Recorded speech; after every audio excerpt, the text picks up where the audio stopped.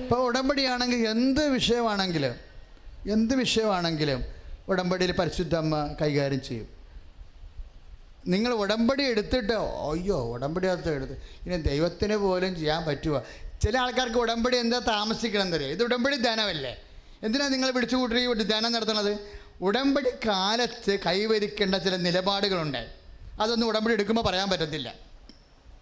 ഉടമ്പടി കാലത്ത് നമ്മൾ ഉടമ്പടി ചെയ്തുകൊണ്ടിരിക്കുന്ന കാലത്ത് കൈവരിക്കേണ്ട നിലപാടുകളുണ്ട്. ഇപ്പോൾ ഉദാഹരണത്തിന് നിങ്ങൾ ഉടമ്പടി ചെയ്തപ്പോൾ നിങ്ങൾ വീട്ടിൽ മറ്റേത് ഉടമ്പടി ചെയ്താ ചെയ്ത് എന്നാൽ ഇപ്പോൾ ഇവർക്ക് തന്നെ ഒരു നിശ്ചയമില്ല.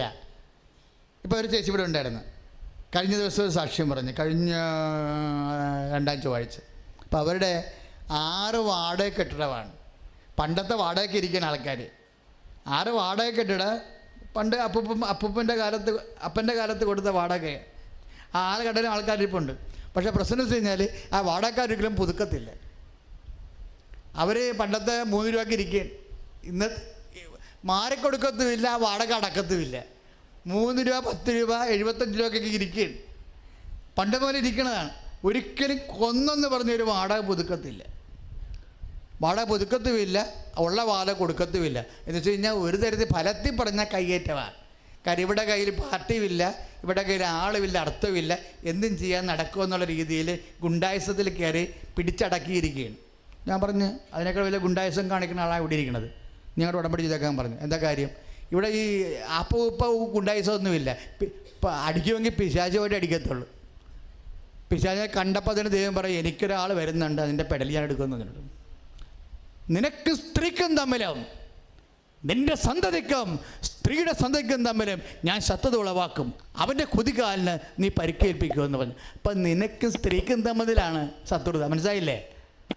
പൈശാചികമായ തിന്മയുടെ ശക്തികൾക്കെതിരെ അടരാടാൻ വേണ്ടിയുള്ള ദൈവം നൽകിയ അവതാരമായിട്ടാണ് അമ്മയെ ഈശോ ജനിപ്പിക്കുന്നത്, ദൈവം ജനിപ്പിക്കുന്നത്. കൈ അടിച്ച് കർത്താൻ.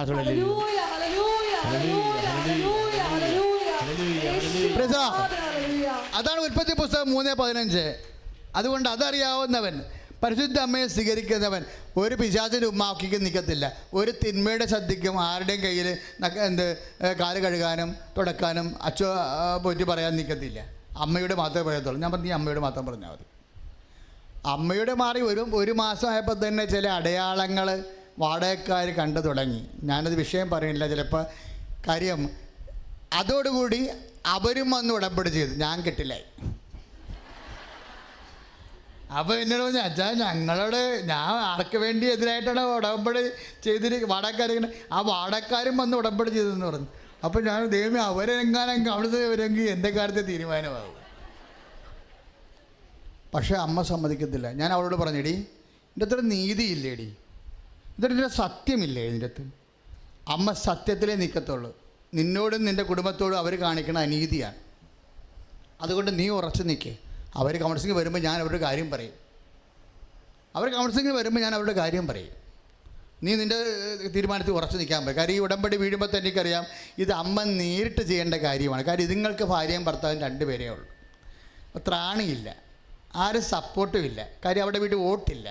അവർ വലിയ കുടുംബമാണെങ്കിൽ 10-40 ഉള്ള കുടുംബമാണെങ്കിൽ പാർട്ടിക്കാർ വിചാരിക്കും 10-80 വോട്ടുണ്ടല്ലോ എന്ന് വിചാരിച്ചുകൊണ്ട് അങ്ങനെയെങ്കിലും ഒരു സപ്പോർട്ട്. അപ്പോൾ രാഷ്ട്രീയ ബേസിൽ അവർക്കൊരു വോട്ട് ബലമില്ല. ഇവരുണ്ട്, ഇവർ മാത്രമുണ്ട്. പിന്നെ ആരുണ്ട്? അമ്മയും ഉണ്ട്. അത്രയേ ഉള്ളൂ. ഉടമ്പടി ചെയ്യുമ്പോൾ ഉടമസ്ഥയായി പോയില്ലേ? ഉടമ്പടി ചെയ്യുമ്പോൾ എന്താണ്? ഉടമ്പടി നമ്മുടെ അമ്മയുടെ ഇപ്പം നിങ്ങൾ ഈ സാക്ഷ്യങ്ങൾ വെക്കുമ്പോൾ തോന്നില്ലേ, നീല നിറം കണ്ടു, വെള്ള നിറം കണ്ടു, തിരി പുകഞ്ഞ് നേരെ മാതാവിനെ പോലെ വന്നു. ഇതൊക്കെ സാന്നിധ്യമാണ്, ആളിൻ്റെ സാന്നിധ്യമാണ്. ഉടമ്പടി നമ്മൾ ചെയ്ത് കഴിയുമ്പോൾ ഇത് വീട്ടിലോട്ട് വരികയാണ് ആൾ.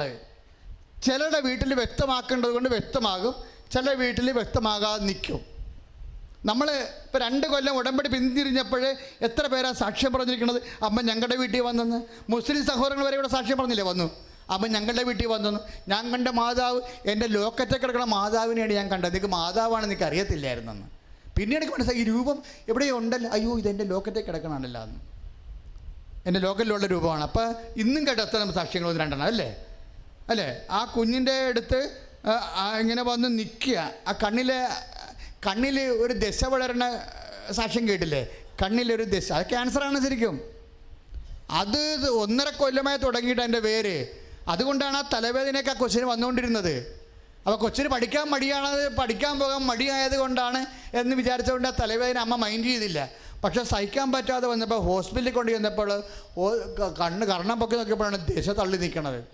ദിശ തള്ളി നിന്ന് കഴിഞ്ഞപ്പോൾ ഉടനെ എന്ത് ചെയ്ത് ഡോക്ടർ പറഞ്ഞ് ഇത് ഓപ്പറേഷൻ വേണമെന്ന് പറഞ്ഞ്, ഒരു പ്രാവശ്യം പറഞ്ഞ്, പിറ്റേ ആഴ്ചയിലും പറഞ്ഞ് ഓപ്പറേഷൻ വേണമെന്ന്.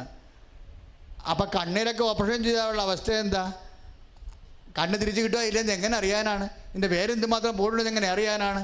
അപ്പോൾ അവൾ വന്ന് അമ്മയുടെ അടുത്ത് കണ്ണുനീരുടെ വിട്ടേ, അമ്മേ എൻ്റെ കുഞ്ഞിൻ്റെ കണ്ണിട്ട് തൊടയില്ലേ എന്ന് പറഞ്ഞു. ഇവരെന്താ വെച്ചാൽ അവർക്കൊരു ഓർമ്മ വന്നു. അവിടെ ഉടമ്പടി തൈലം എടുത്തിട്ട് കണ്ണെ തൊട്ട് കൊടുത്ത് പിറ്റേ ദിവസം നോക്കിയപ്പോൾ ആ സാധനം തള്ളി താഴേക്ക് തന്നെ അല്ലേ.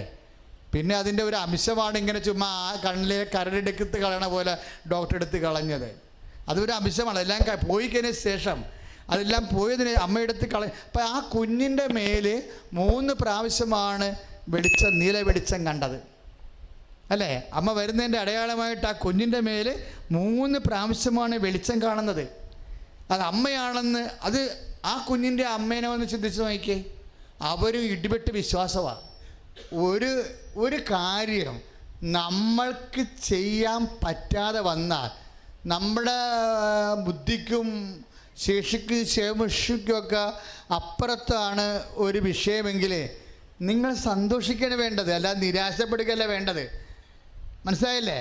ഒരു കാര്യം നമ്മളുടെ കഴിവിനപ്പുറത്താണ്. ഇപ്പോൾ ഈ വാടക കേസ് തന്നെ എന്താണ്? ആ ഉടമ്പടി പൂർത്തിയായി, 3 ഉടമ്പടി 3 ഉടമ്പടി കഴിഞ്ഞു. 3ാമത്തെ ഉടമ്പടി നമ്മൾ കാണുമ്പോഴേ ഒറ്റയാളില്ലാതെ 7 കടയിൽ നിന്ന് ഇറങ്ങിയിരിക്കുകയാണ്. ശ്രുതികട ഹല്ലേലൂയ, യേശുസ്തോത്രം, ഹല്ലേലൂയ, ഹല്ലേലൂയ.